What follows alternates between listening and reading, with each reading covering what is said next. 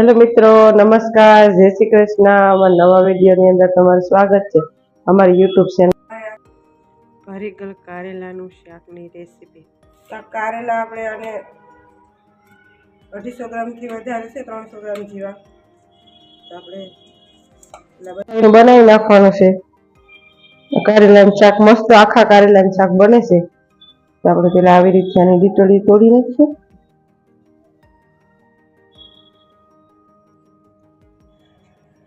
આપણે આ કારેલાને છે ને આવી રીતે આમ અને ઉપરની થોડી કરકરું છે ને એ કાઢી નાખીએ।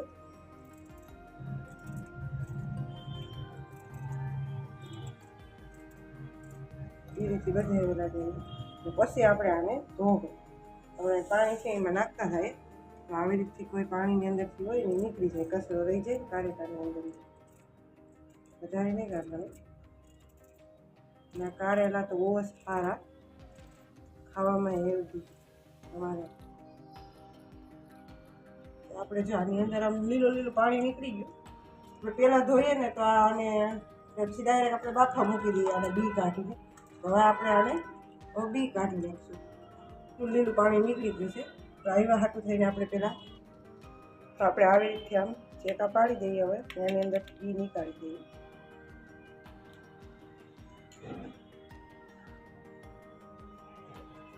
આવી રીતે આપણે આમ કરી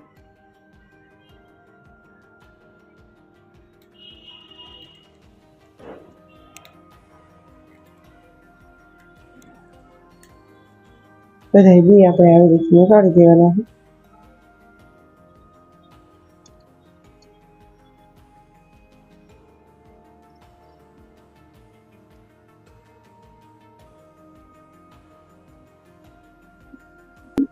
આપણે આવી રીતે આપણે બધા કારેલાની અંદરથી અને બી નીકાળી દઈએ। તો આપણે બધા કારેલાની અંદરથી આપણે બી નીકાળી દીધા છે। આપણે આવી રીતે તો આની અંદર છે ને હું થોડું મીઠું લગાવી દઉં આવી રીતે, પછી 2-3 મિનિટ આપણે આને આવી રીતે રહેવા દેવી, મીઠાનું પાણી થોડું ચડી જાય।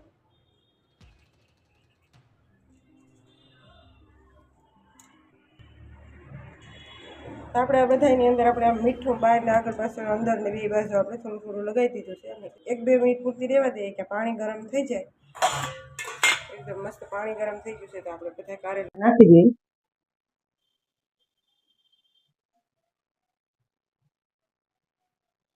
હવે આમાં હળદર મીઠું નાખી દઈએ, 2 ચમચી જેટલું મીઠું નાખી દઈએ તો આ ખારા નહીં થાય, થોડી આપણે હળદર નાખી દઈએ।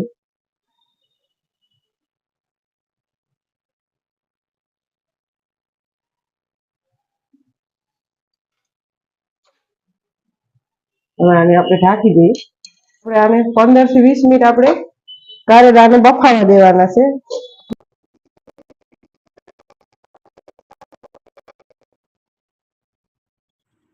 કારેલા આપણે બાફા મૂક્યા હતા એને 15 મિનિટ જેવું થઈ ગયું તો આપણે કારેલા આ સવાણું લીધું હતું આપણે, આ સવાણાને આપણે મિક્સરમાં ક્રોસ કરી નાખવાનું અને આને આપણે આખા કારેલા અહીંયાથી આ સવાણાથી ભરવાના। તમે કોઈ બી સવાણું લઈ શકો છો, બહારથી આપણે ગમે સવાણું મળે અહીંયાથી આપણે ભરી શકો કારેલા ભરવા માટે આપણે આ સવાણાનો મસાલો બનાવો તો એકદમ મસ્ત લાગે છે। આને ગોપાલનું છે, બાલાજીનું છે, સૂકું સવાણું આવે છે ને એ લીધું છે, 10 રૂપિયાનું પેકેટ આવે, એનાથી ટેસ્ટ સારો આવે છે અને મસાલો સારો બને છે। 1 ચમચીથી વધારે ચણાનો લોટ લીધો છે, હિંગ લીધી છે, જીરું લીધું છે, મીઠું લીધું, તેલ મૂકી દીધું છે। સૌથી પહેલાં આપણે જીરું નાખ્યા, આની અંદર થોડી હિંગ નાખી દઈએ અને ચણાનો લોટ નાખી દઈએ। તો આપણે ચણાનો લોટ નાખી દીધો છે તો આને આપણે 1-2 મિનિટ પાકવા દઈએ અને ધીમા ગેસ ઉપર રાખવાનો।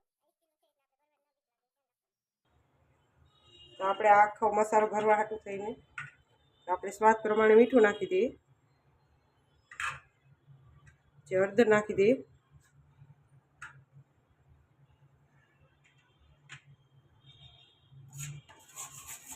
આપણે આવી રીતે આને એકાદ મિનિટ પાકવા દઈએ.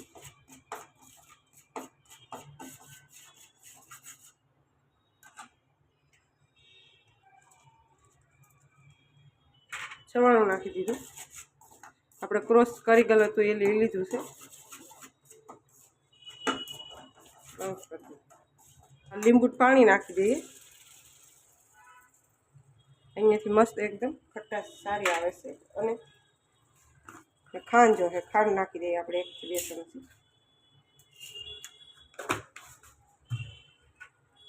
તો આપણે 1.5 ચમચી ખાંડ લીધી છે, 1.5 નાખી દીધી છે આની અંદર.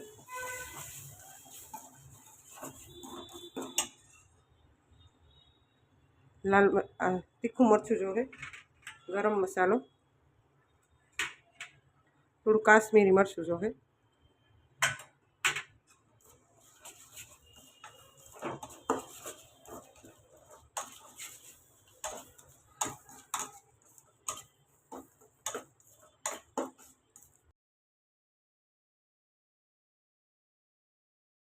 જેટલું પાણી જોવે. પાણીથી એકદમ મસ્ત આ મસાલો આપણો તૈયાર થાય છે. કેમ કે પાણી ન હોય ને તો મસાલો સારો ન થાય. થોડું જ નાખવાનું, વધારે નહીં નાખવાનું.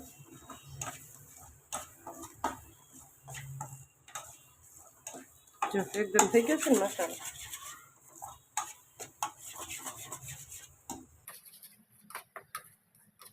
આપણે ચણાનો લોટ ઓછો નાખવાનો, થોડું આપણે સવાણ વધારે નાખ્યું એટલે એનાથી દેખાવે સારો આવે. આની અંદર આપણે વરિયાળી ને બધી આવતું હોય એટલે મિક્સરની અંદર ક્રોસ કરી નાખ્યું હતું મેં.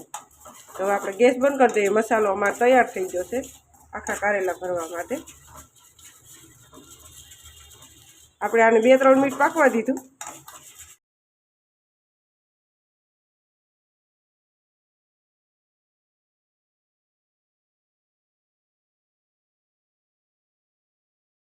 દેશી કારેલા છે એટલે નાના દેશી કારેલા કહેવાય ને, ઓલા મોટા આવે ને એવાની દેશી કારેલા છે આ.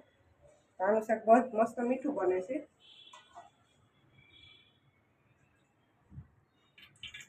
આપણે આ બધી મસાલા લીધા છે. લીમડો અને આદુ 2 મિક્સ કરી ગળશે. બાકી ન કરવાને 2 વાટકી પાણી જોશે, કાશ્મીરી મરચું, ગરમ મસાલો, હળદર જોશે, મીઠું જોશે, લીંબુ જોશે.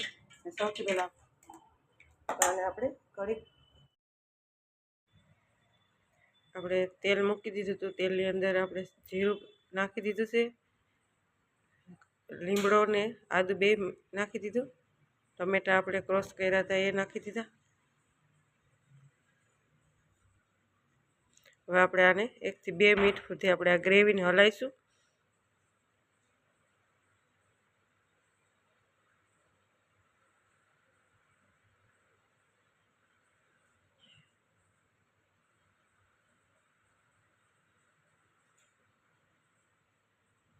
તો આપણે લસણ નાખી દઈએ.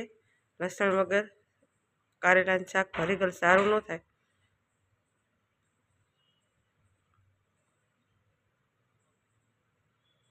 તો અમારી ગ્રેવી મસ્ત જો માથે તેલ આવી ગયું, પાકી ગઈ છે ટમેટાની.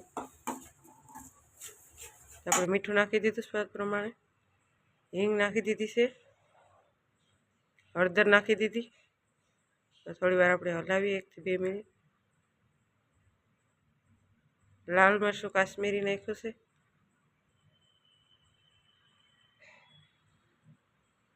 થોડું તીખું નાખ્યું મરચું.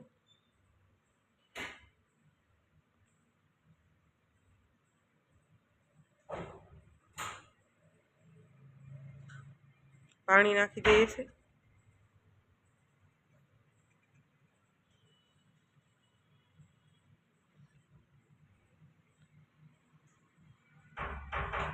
ગરમ મસાલો નાખી દઈએ.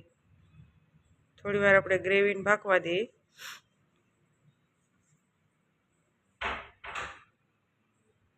તો મસ્ત જો ગ્રેવી પાકી ગઈ છે.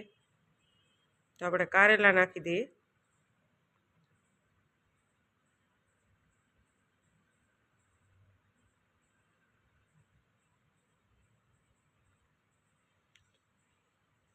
તો આપણે કારેલાને બહુ આપણે હલાવવાની, બાકી મસાલો નીકળી જાય એટલે આપણે કારેલા ભરી ગયેલું હોય એટલે ધીમે ધીમે આપણે તેલ માથે નાખશું એટલે એ વ્યવસ્થિત પાકી જાય.